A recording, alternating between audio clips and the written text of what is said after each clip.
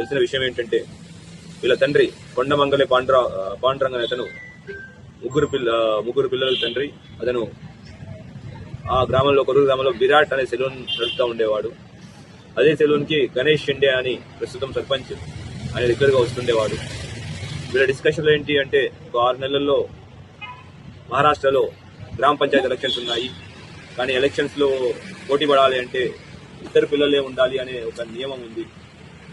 అది పాండురంగన్ అతనికి 3 పిల్లలు ఉన్నారు.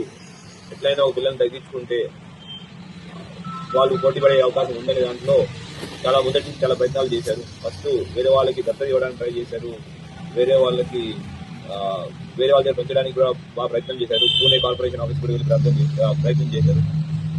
అయితే వాళ్ళ ఏవి ఫలించబోయేసరికి ఎట్లయినా గెలవాలంటే ఇద్దరు పిల్లలు ఉండాలని నియమాన్ని ఇద్దరుకుని ఈ పాండురంగ అనే అతను గణేష్ షిండే ప్రోత్సాహంతో నేను బైక్లో తన పెద్ద కూతురైన ప్రాచీన తీసుకురావడం జరిగింది. తీసుకొచ్చి నిజామాబాద్ తీసుకొచ్చి ఇక్కడ అంబం శుభదండానికి అంబం వెళ్ళే దారిలో బాబని నిజాం తరగతి జనాల్లో తోసేసి వెళ్ళిపోవడం జరిగింది.